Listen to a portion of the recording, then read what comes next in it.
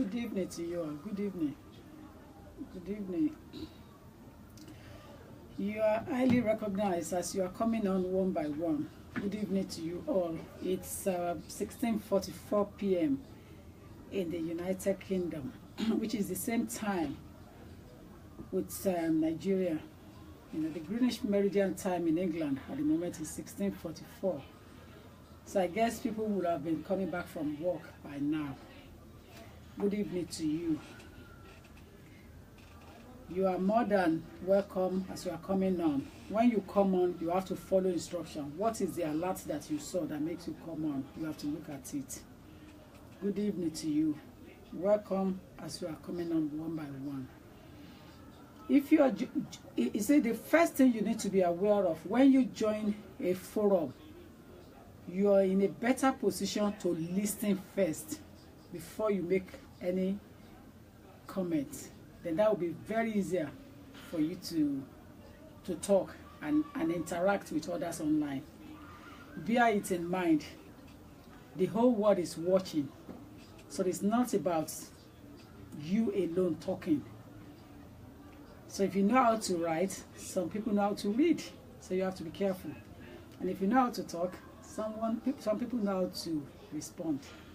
So it's very important that you're careful. Good afternoon. Live right now on Facebook chat. I'm there talking about Live by you. If there is no important information to give, I won't come out because I'm very busy from this end. But I guess because I am a little bit free now on my with clients, so I just want to quickly see if you can chat before I go home. Though I am tired, I have to be honest with you. I am tired because I'm an advocate of court, so I have to appear before the judges most time. But I just finished from office now, and I'm still in the office, but I just finished paperwork, so I would like to put you on notice what is going on around us in terms of changes that we have now. I think it's important for you and I to be abreast of it, to be up to date. So I love you all as you are coming on. You are fantastic. You are the best because you want that education. Is important. You want that information. The Bible says my people perish because of lack of information, lack of knowledge. So once you have information at hand, you cannot be taken off guard. You cannot be taken off guard. So you will always have something to respond back to. When somebody tells you something, you say, no, I have a lawyer on my forum, on my profile. I always join our forum. You know, she said this, she said that. Quote my name. I stand corrected. Quote my name. Now, the crucial thing I want you to note, there are two things that brought me online today. The topic out there that I put out there is to deal with spouse application from outside the United Kingdom. The problem the spouses face and their sponsors as well face in the United Kingdom is what I want to talk about briefly before I now start telling you the lines that have changed again. But the crucial one that you have to be wary of. Information is golden, exactly, and it's power. Thank you. Liberty, exactly. It's give you freedom. Once you have information, you can know where to dig things from, and how to move around, how to do things. When you have a map before you, you know how to move around and job things around. So that is crucial. But today, I want us to focus on two things: the changes in the fees and the spouse application from overseas. The spouse applications from overseas here, you need to be aware. All of you that are in the UK, that are bringing in wife or husband, you are very important to me now. Very, very important. You are very, very important to me. I was in court yesterday, and what actually happened was that this case has been on for almost 16-17 months. Client submitted application himself with his wife over in Nigeria. You say in Nigeria, it's in Lagos. It happens in Lagos. So they submitted without consulting an advocate of court in England. They think because they can read English, they can read law, and they can read small print. If you can read English, it doesn't mean you can read law. Good evening to you all as you are coming on. You are all recognized. You are highly recognized. So good evening to you. So they think they can read English. They can read English very well. So they submitted an application by themselves, looking at all the requirements. Tick, tick, tick, tick, tick, and they were so happy. Thank you, madam. Thank you. So they were so happy and full of themselves and submitted application at the entry clearance office, Bank Canton in Lagos. But unfortunately for them, they were refused. They did it themselves, don't forget. It was done by themselves. They did not even take ordinary consultation. This is why I have so much respect for you, madam, that you are there now, online. Because you said to your daughter, do not put in any application, go to Lawyer Tokunbo, go and take consultation. They came to me, they took consultation. When they were putting in the application, they brought it back that it was your advice. Put it in, madam. They paid the fees, and it was granted within 2 months. You are the case owner. The woman is there. Her daughter is able to bring in her husband. First time application without headache. Because they came for advice, and I put them through one by one. They went back, they followed my instructions, and they came back with the documentation. And we spent hours to fill in the form, to do the representation, and to guide the entry clearance officer with the documentation that are required, one by one.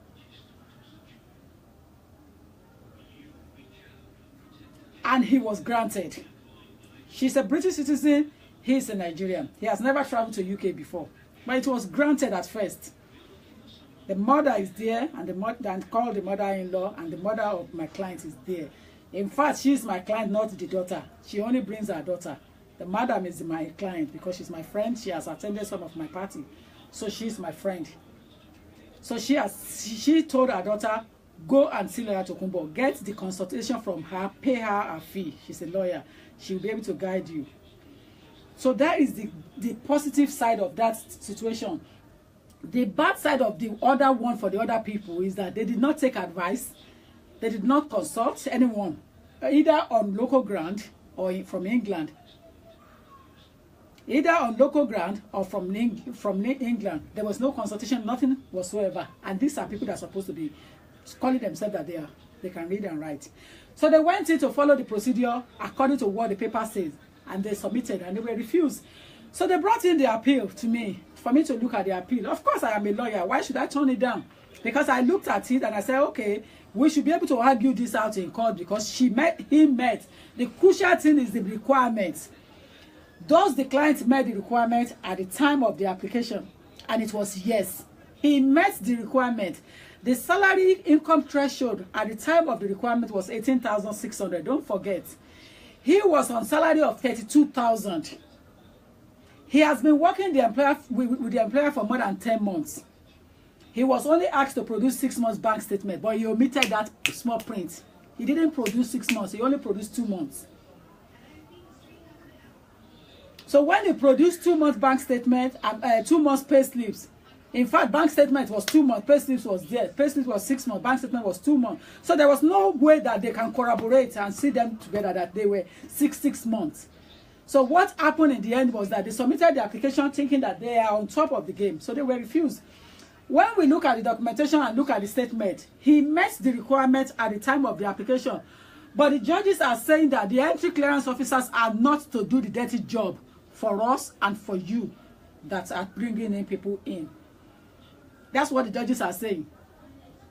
The entry clearance officers are not paid to do the dirty job.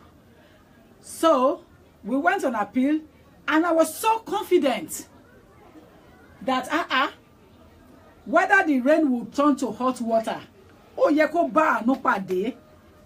let us go in. So we submitted grounds of appeal, and it was argued perfectly. And we now put in all the bank statements that were missing. So we have been waiting and waiting and waiting. And they were pressurizing me and said, Madam, what is going on? But the delay is from court, not from me, which started from the Home Office. So I now wrote to the Home Office presenting officer last year in November and said, hold on a minute. These documents were available at the time of submission. It might not be that, it might be an ignorance that he didn't submit it. Can you forgive and look at the document and let us come out of court? Home Office kept their silence. They ignored us. They didn't do anything. So we were given a date, and we were in court yesterday at Arting Cross near Heathrow. So I took on the case myself. So I went for that case yesterday. I didn't send anyone. So I went to do it myself. Let me tell you the bad news that happened yesterday. We were waiting and waiting and waiting. The madam, which is the judge sitting, would not even appear until to 11 instead of 10 o'clock. And then when she appeared, she was in a bad state of mind. She was in a bad mood. So she was picking on all the advocates one by one, including the Home Office presenting officer. She was just busy picking on the files and picking on lawyer and picking on the clients. As I looked at her, I believe that she is a human being and she's a woman. So she cannot take me off my guard. So I was replying her back with confidence without any excuse. So she was asking me, Mrs. Olagbaye, why do you bring this case to court? I said, because it was refused and an appeal right was granted. So what do you expect, madam? She said, are you serious? I said, yes. What would you expect? That the application were there. She said she has read it. She asked Home Office guy, she said, why do you bring this case to court today?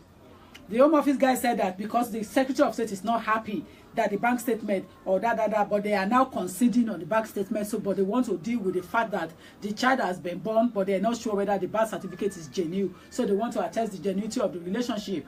As the madam was asking the Home Office presenting officer, I was really angry with the Home Office presenting officer and the way the madam was asking stupid daft question at that time. So I said to the madam in between, I just bumped into them and said, madam, could we not deal with that when we come to full hearing? So that my friend, which is the Home Office person, will have time to read the document before him, instead of just speaking out of documents here. Madam put her eyes up and looked at me, wasn't pleased with me, but I don't care about that. I want to fight in the interest of my client. So we proceed smoothly. So when she looks at all the documentation, she checked with the Home Office presenting officer, why do you bring this case in? I'm asking. So we were dragging his wedding in order not to prolong, not to cut the long story short. She looks at the other side and asks them what they needed and why they are in court as well. But you can tell that she was not in a good frame of mind. But that's not the issue. The issue is that I was able to control her and put her on the ladder where she belonged. So we then went on and continued, and then she now dealt with the case and said to us that she would look into our case when it comes to our time. We waited till 3:30, till 2:45. She said she's going on lunch, so she didn't see us when she finished the other case. So she didn't see us. So we waited. At 15 minutes to 3, she called us in. She called us in. The Home Office boy said that he wants to use toilet. The madam said to us that he's inexperienced and challenged the Home Office boy. But the Home Office boy doesn't care. He insisted that he wants to go and use gents. So he went away. In between, why the madams, you should listen to this, very important. You can see how judges are very dangerous and dubious in their thinking. So you have to be careful. They are very, very dangerous. They can manipulate things. They are two-faced. The madam was telling us, which is the judge sitting, that we should start the case. We should not bother. That the Home Office person is inexperienced, so she will not bother to wait for the young guy. That we should proceed. And that I should not bother about the formalities. I should just go through the main point. And I have listed the cases and the documentation that are available to assist her so that the case can went on smoothly. She knew what she was doing. So she collected every document. We started, the Home Office boy came in, and we went into full hearing. As soon as we were into full hearing, she allows both of us to say, and that very yesterday date, the Home Office person was the easiest person to take off the ground because he's so inexperienced, he's not even ready, he does not even have the in and out of the case. So we were now argue. The question was that, what did Home Office person rely on? Home Office person is saying that he's relying on notice of refusal, which is normal, and that he was instructed to insist that the case should be dismissed. So I said, what about the birth certificate we want to talk about? He doesn't even know what we're talking about anymore. He has forgotten. So I dealt with the issue of birth certificate, that we have copy of passports from the HM passport office in England that have collected the original birth certificate and the father's passport because they want to issue the child her passport, British passport. And if the birth certificate wasn't genuine, the HM passport office in England would not have agreed that they are going to issue passports to the baby. So that was taken off the ground. We now went into genuinity of the relationship and asked them what is the genuinity of relationship and subsisting when they're husband and wife from 2010. To present day is more than 7 years now that they have met and they are still together. That's that one. The visit of the husband to Nigeria was concurrent. More than 6-7 times he has visited his wife during the period. And at the birth of the child, last year, December, the guy has traveled to Nigeria to assist his wife, both on family and moral support. Financial and moral support, rather. So what are we talking about here? We were not, the judge was looking. We went into the application again, that was discarded. And then we talk about the necessary elements that were missing to let the judge know that they were available, that it was just an ignorance, that they didn't submit, that it wasn't submitted. It was then moved on smoothly. And then I made submission on Article 8 ground, that the family life, Article 8 right to family life is crucial, coupled with some case law, and show the documentation, the bank statement for 6 months at the time of submission, the pay slips, the letter from employer, and the salary has even increased because he has changed job. Is now on 38 or 40 something thousand pounds, which means that he's more than qualified. Do you know what I really want you to know today? This is the reason why I brought this out now. As soon as we finished the submission, we argue on grounds on law and everything. The madam came up with a story and said, listen, the law does not allow, listen carefully now, and she has already mentioned it. The law doesn't allow applicant from outside that fail to submit documents at the time of submission to argue right of appeal, to have that appeal, even though there is right of appeal, but it will not succeed because it's an out-of-country application. It is an out-of-country application. It is only in-country application that the law allows you to produce documents that were not available, that are now available at the time of hearing. So at the time of hearing for overseas application, the document that you did not submitted, when you submit your application and you now put them out, you're not going to succeed.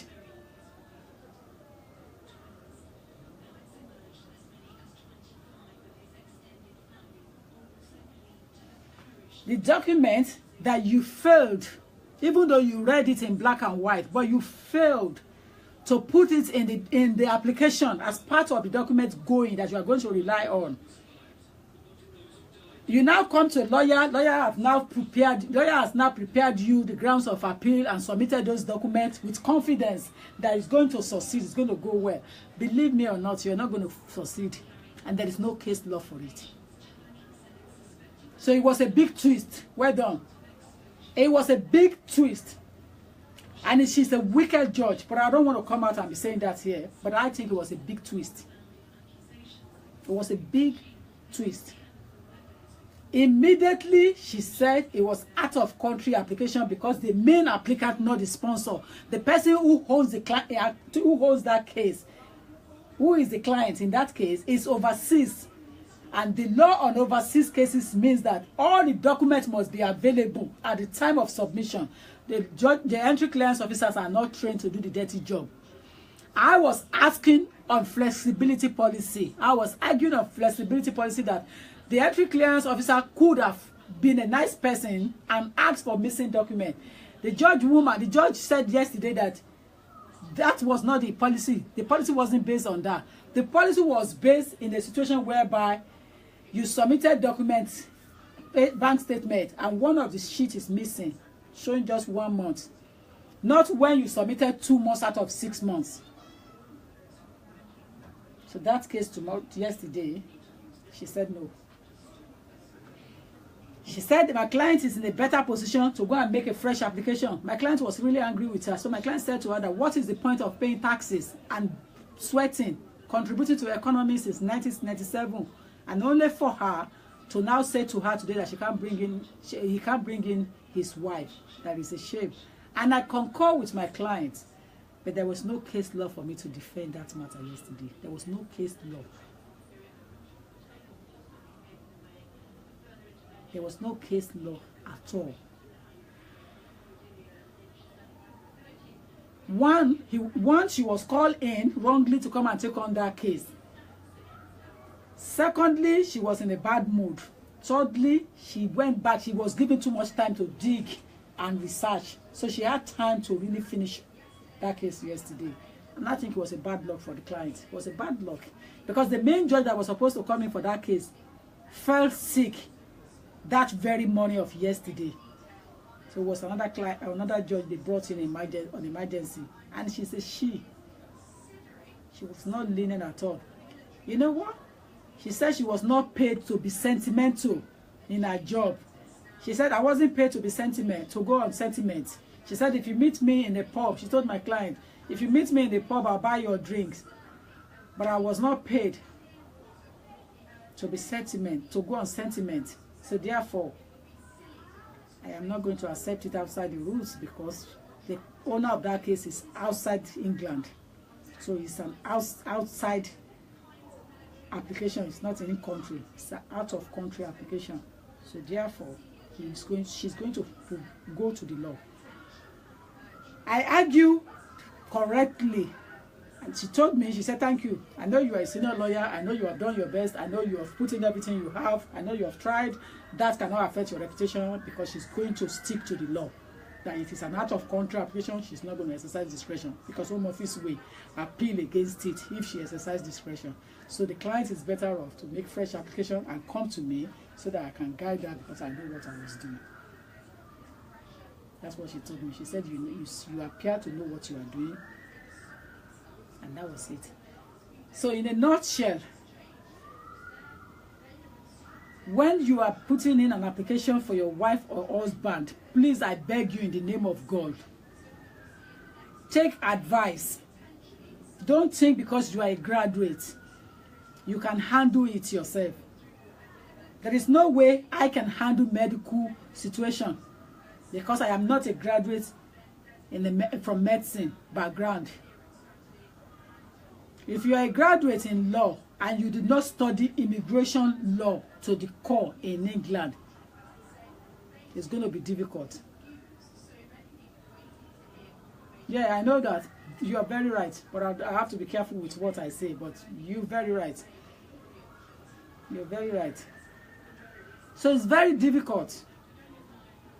You need to take advice. And let us stop fooling ourselves in the name of trying to manage money and mess up the whole thing. Now they waited 16 months and it's all in vain. He too regretted it yesterday. He said, I should have come to you at the beginning, that I was kicking myself. Even when they refused it, he thought of me that I should have gone to this woman. I have loads of clients there that knows what I want, that knows what I'm capable to do. If you don't take advice from the honest person, you're going to fall foul. He didn't take advice from whether honest or dishonest. He just went in and read whatever he can find online and went in and submitted the application.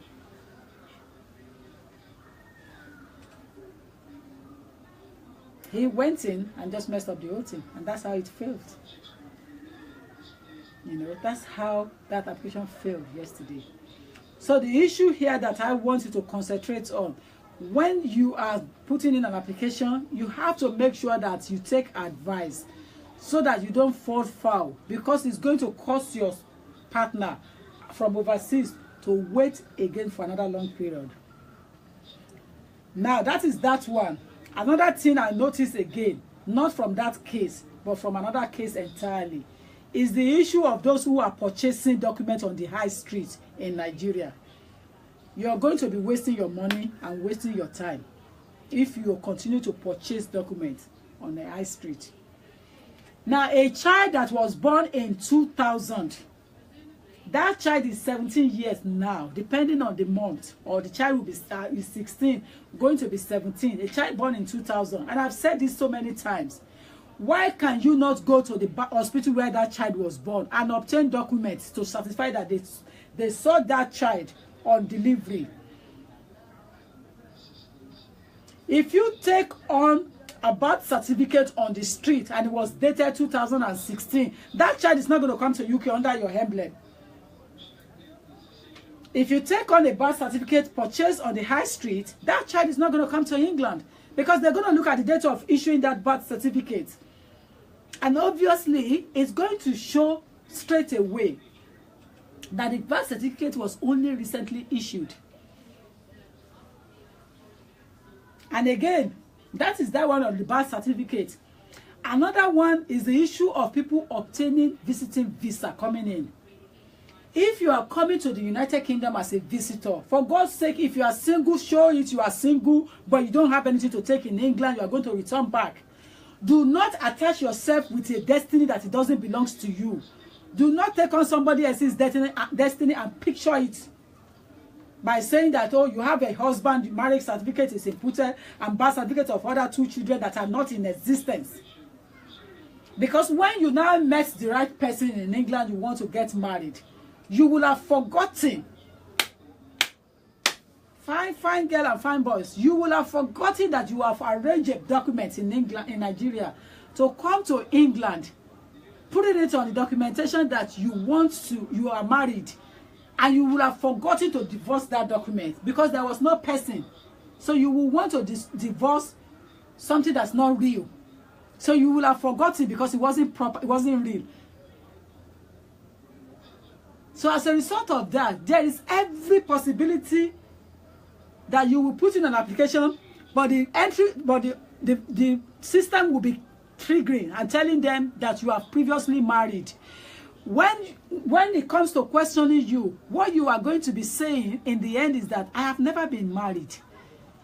But you have forgotten that you have initially, when coming in, put jargons together for the purpose of making yourself bigger so that you can enter United Kingdom. Listen, I absolutely accepted because of the situation back there. It's pushing people out of their boundaries to just want to escape. But ẹ má gbàgbé, like I always tell you, orí ọlà ló wà, kò sí ìlú ọlà. Ẹni tá bá kọ́ mọ́ pé máa lówó láyé, tó bá sùn lọ́wọ́ wọn á jí. Kò ní ìṣó síbi ọlà ẹ̀. Ṣùgbọ́n ẹni tí a ò bá kọ́ mọ́ tó ṣiṣẹ́ látàárọ̀ dalẹ́, kó sáré kiri ọgbọ̀n, kó sáré kiri ogún. Kò sí nǹkan tó máa ti bẹ̀ jáde.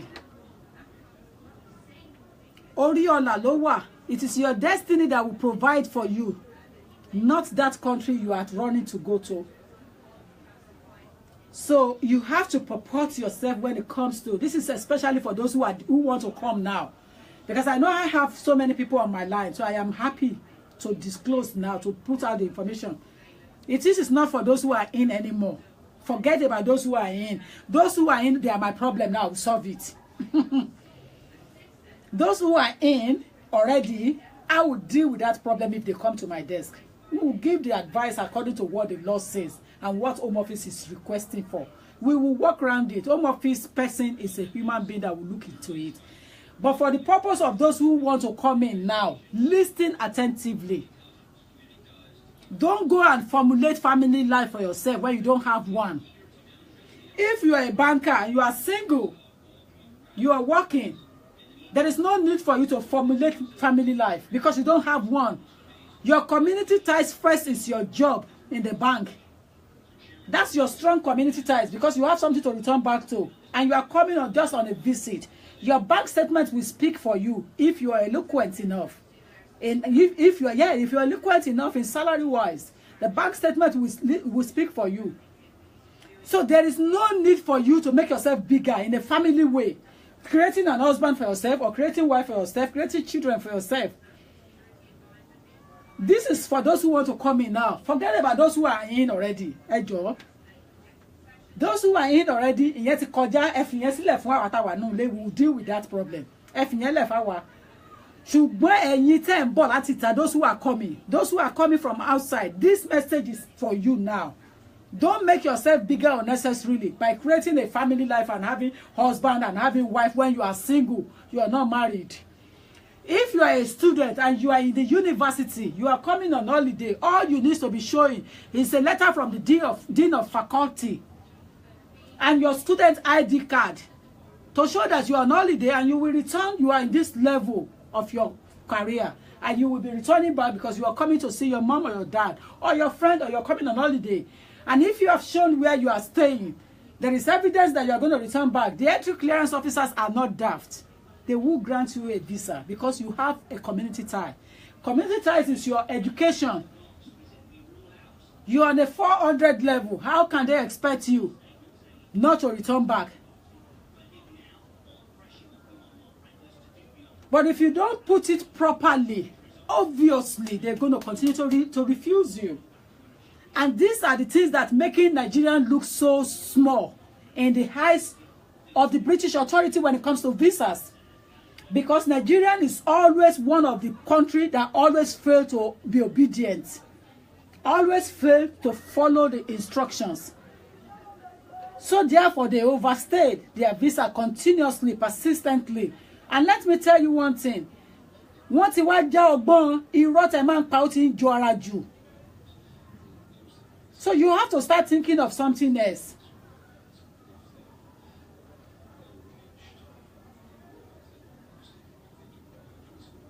It is very important that the procedures are followed in England. That's why everybody wants to come here, because there's a procedure to follow. The rules and regulations are clear and obvious for everybody to see crystal and clear. And if you can see it, there is no need for you to be making yourself bigger and say that you have a husband and wife, or have a wife and children, when you are not even married and you are just single. But you have the money, but you want to make yourself bigger. And as a result of that, it becomes a major problem when you meet a lady here or a man here, you want to get married. Nobody is saying that you cannot fall in love anywhere. There is no law says that you cannot fall in love anywhere all over the world. It is your right and entitlement to be in love. If that country is accepting foreigners as their citizens, then you don't have any problem. If that country is saying that no matter how long you have stayed for, you will only be a resident of my country, you will not be a citizen. That is what they are doing in Qatar, in Doha. You cannot be a citizen of Doha if you are not origin. Whatever happens there, you can just live there, live there, live there. So that is part of the Arab ideology. But over here, the system, the Western world allows you to become a citizen of their country if you purport yourself and you follow the procedure chronologically. It boosts the economy. It makes the country bigger, and it puts the country on a senior ladder. So there is no problem in that. But the education I am giving now is to ensure that we followed procedure. For Nigerian background, people coming from Nigeria most especially, the whole idea is to see if Nigeria can be pushed up the ladder and be taken off from the lowest ladder.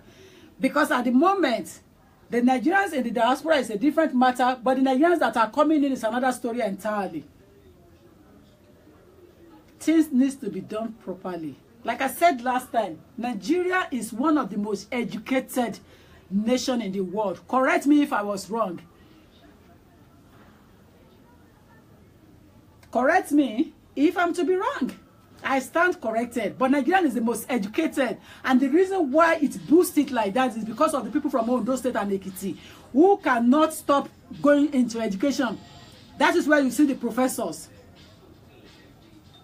You understand? You see the professor. I'm not ready to take phone call now. You see the professors. So you see people finishing their first degree, going into masters, do MBA. Many of my clients in this country have PhD. That's why they came in as a student. They didn't stop at all. So there's no way you can beat Nigeria in terms of education. But when it comes to following the procedure, they are the least on the ladder.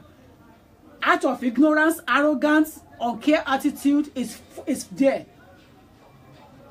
Out of ignorance, uncared attitude is there. And arrogance. We need to start doing something to put our names together. Listen, if war broke out today, I have two countries. Britain is my first country because that's where I was born. My second country is Nigeria. But the love I have for both of them is not something I can share with anybody. That's within me. But Britain made me. They show me the light. They educate me. They put me on the light. They purport me. They caution me. They put me through. They made me realize who I am. And that is the way I want the Nigerians in the diaspora to start putting their head up. The Nigerians in the diaspora should be able to fight for each other, should be able to speak for each other, should be able to correct each other, and not misleading each other. Because you have got your papers, you want to mislead someone else. And saying to that person, don't do it that way. ẹ má ṣe yẹn mọ́. Do not mislead anybody. Let them go to lawyer and go and get advice. If they go to lawyer and get advice, then they will hold lawyer responsible if it goes wrong. That is the only way we can start helping each other. Get proper advice. You can imagine they are refusing somebody who has 4 petrol stations in Nigeria. Don't you know that it's nonsense? Obviously, he's not coming to stay because he has everything. He's got 4 petrol stations, so he's floating the money. He's got money every day. The bank statement is heavy. But because he put the application in through someone who hasn't got the experience, he was refused. When I saw the refuser, I said to him straight away, don't bother yourself to put in for any appeal or anything you review. We need to deal with the reason why you were refused. So we started all over and we put things one by one. And it was granted with apology letter attached with it. He was granted with an apology letter to come with it. Also, I have a banker in the past that was refused, and she was a bank manager. When I prepared the application and corrected it and said to them, listen, you need to apologize. You cannot be refusing every Nigerian that come before your desk. There has to be a leeway. There has to be respect. You have to accord them with some respect. As somebody who is a first bank manager, you cannot afford to refuse that person. That's an insult. Earning more than 15 million a year. Why would you refuse with about 2-3 houses in Nigeria? Coming on just 2 weeks holiday just to take off the headache from the bank, from her head and relax, and you are refusing. No, application must go back in and it was corrected. And she was granted 2 years visa with an apology letter with it. So they know exactly what they are looking for. But they're looking for somebody to stand up with it and say, listen, I know what I'm telling my client. This is the route. This is the way out. And it will be easier. Once it's properly put together, it will be granted. There's no doubt. Because they know letterheads as well. They're not stupid. They understand letterheads. And they appreciate it. Because they know that you will have taught, you will have educated your client, you will have advised your client, you will have put your client properly. So this is the reason why I am coming out today. I want people to understand what is happening. I don't want anybody to be fooling anyone. Enough of that foolishness. The right thing to do is to take advice. Forget about your PhD degree or whatever education you have. You are not a lawyer in immigration law. You are not practicing immigration and nationality law in the UK, so there is no way you can be on the same level as me. There's no way. People like us wine and dine inside it. We take people out for dinner. So it means that we are inside it every day, at abreast of it. We shake hands. We even interact with them and ask them, what have you done? So we know what we're talking about. So there is no way it can be the same. A medical doctor is a medical doctor. I am not a doctor.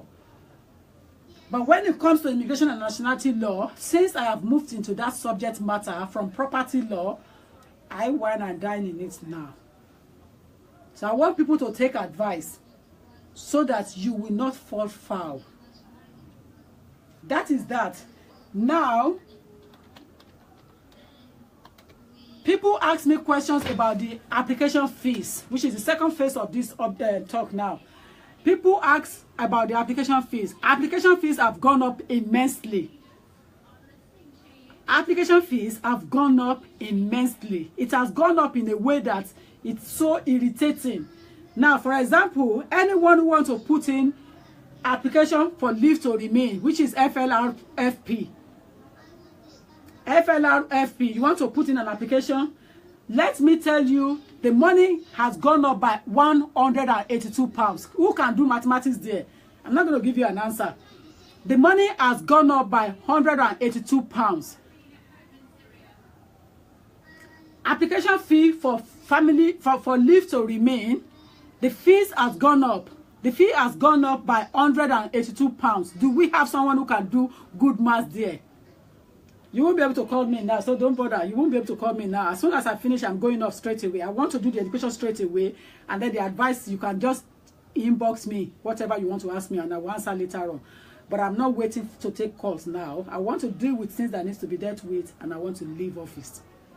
Because it's quite hot in this area. It's very, very hot. in England. London is hot today. It's really, really hot.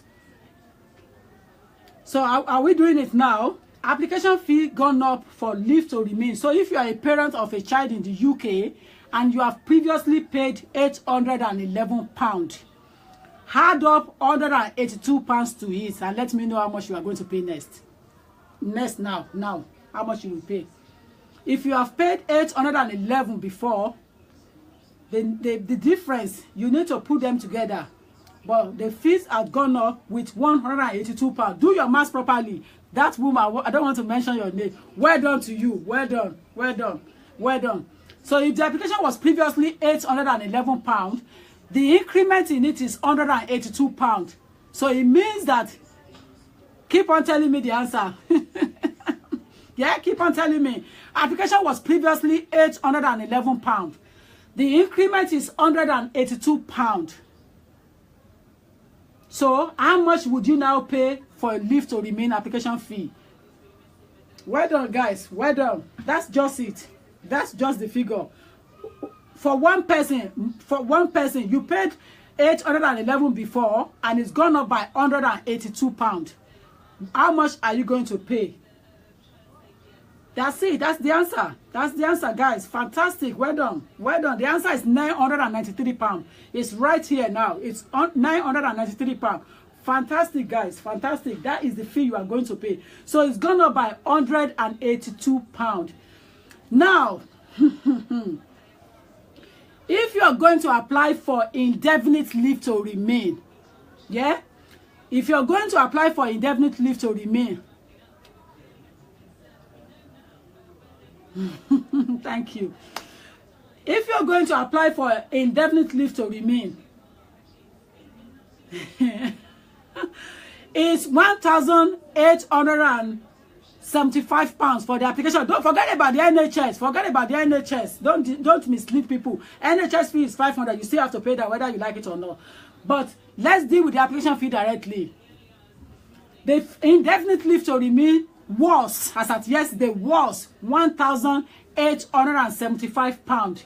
Yeah, it has now gone up by a margin of £422. Put it together. Put it together. The indefinite leave to remain was £1,875. It has now gone up by £422. Put it together.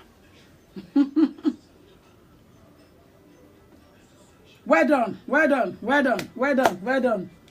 The indefinite leave to remain was 1,875 as at yesterday, 12 o'clock midnight. This morning, it has gone up by a margin of £422. The total figure together is what you will be paying this application from now till October. November, it is likely things happen again because sometimes it happens twice a year. So it is most likely anything happen again in November. But for now till October, I can guarantee you there is a stability at the moment. And the stability means that 1,875 for indefinite leave to remain, add 422 to it. This one says that spouse can stay wherever he is. Exactly. But you are going to be doing it in a way that you don't want to go and fall in love for real. So you have to show that your love is for real. So forget about the money. You don't care about the money when love is real. When love worth taking the pain, it's worth taking the pain. If it's not worth taking the pain, it's not worth taking the pain. So let's concentrate about the fee. It's 1,875 previously. It has gone up by 422. So the answer is now 2,297.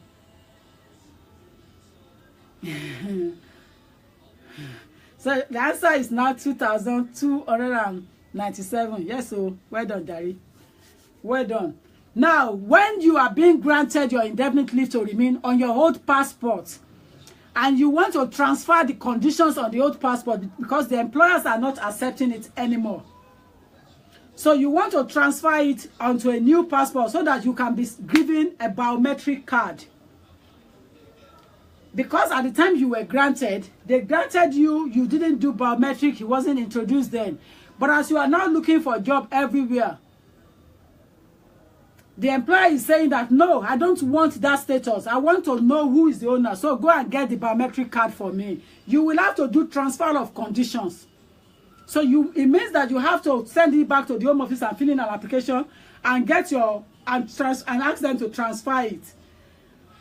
The good news is that because you were granted already, so you have indefinite leave to remain. The previous money was 223. Because you got leave already, so it doesn't cost the Secretary of State anything. So she reduced the fee by £55. So instead of paying £223 on transfer of conditions, you are going to pay £168. I'll come in on that now. I'll get it for you. I'll get it for you. So the in-country biometric enrollment is still £19.20. When you go to post office, you pay the £19.20. So that is still an ongoing thing. The one that affects you most is the one I want to deal with.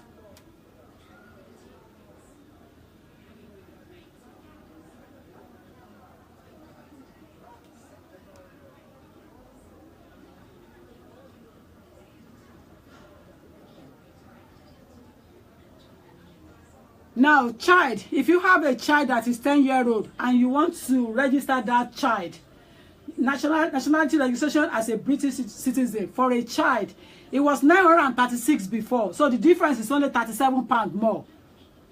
So I think that is not bad. It's only £37 more.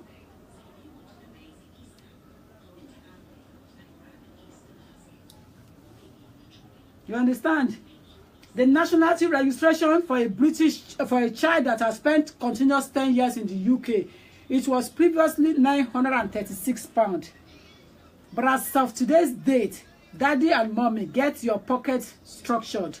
It's gone up by £37. The adult one was 1,163. No, it was 1,121 and it's now 1,163. So it has gone up by £37. By £37. That is overseas territory. Then the naturalization itself for everybody that wants to naturalize is gone up by £46 anyway. The British overseas territory one is different. So the one I'm looking at is the naturalization for adults. So the adult one is gone up by £46. You know? Are you serious about that? This is your fault. Easy? I won't mention the name of the person you mentioned there, but I don't know about that. But you might be right. You might be right, because to be honest, if things were properly structured back there, people would not be, you know, rushing all over earth and scatter, thinking that there is a gold or mining somewhere that they want to catch. They will have waited and catch it where they are. So that is that I really think affects my client mostly.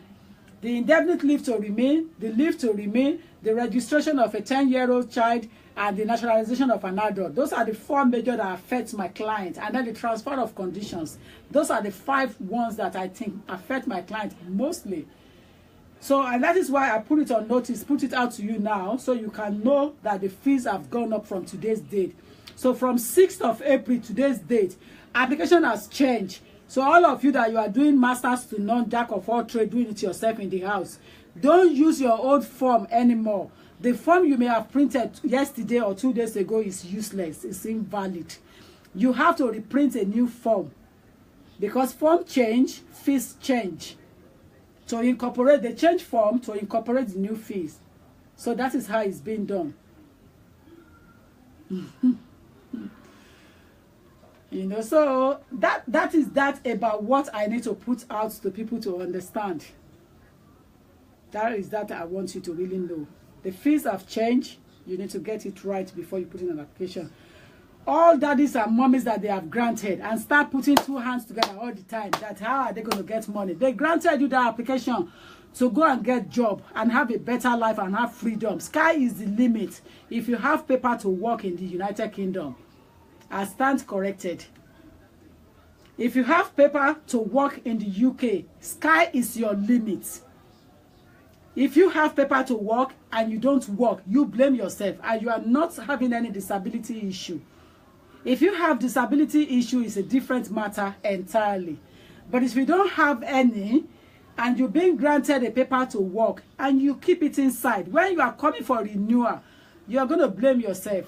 I can tell you categorically, you will blame yourself. So that's just the situation. So if you are granted paper to work, then I think you should go into employment and get it done. Contribute to the economy, be active, make your voice known. And for all those that are on my line, please go onto my personal page, or my personal page, and go and fill in the petition. That is about the children that are being removed in the UK. That was created by one of our Nigerian girl, but she was born in England like mine, but she have interest of Nigerian attack, and she's a councillor in the local area where my office is. So she's a councillor. She is a councillor. So she probably in future you'll probably see that lady's voice in the parliament, because she's interested in politics. I'm not interested in politics. I'm interested in advocates of law. I'm interested in take on cases and go to the court and defend it rigorously. I'm not interested in politics. Count me out. But I'm interested in law.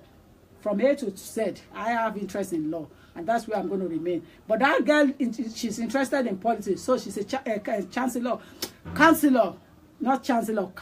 in the area of Greenwich. So she has created that petition. If you're a UK citizen or you are resident in the United Kingdom, go to that wall and sign the petition. I will make sure that I put it back again to the public page where we are now, so that people can have access, because only 5,000 people will be able to have access. But when you have access to my personal page, please share it and put it back to your wall, so that your friends can have it as well, so you can go in and sign the petition. It's for those who have British citizen or residents in the UK. So that is just that. I have done my job for today. I have contribute back to the system by way of doing this again. Apart from my taxes that I paid every end of the year, April turnover, I have contributed back again for people to know and heard my voice, both for the Nigerian community and for those who are in the English community. That is the job that I love to do at best, and nobody can take it away from me. I want to thank you all. I want to say you are all wonderful. I want to thank you. You are wonderful. You are all beautiful. Thank you, everybody. Thank you very much. Thank you for all your support. I have to go now. The weather is quite hot out there, so there's no way I can't take calls now. My head is really bumping because it's really, really hot. I cannot. But I want to thank you all. I want to say you are the best. Keep on doing what you are doing and do it at best. For the Yoruba communities, one love.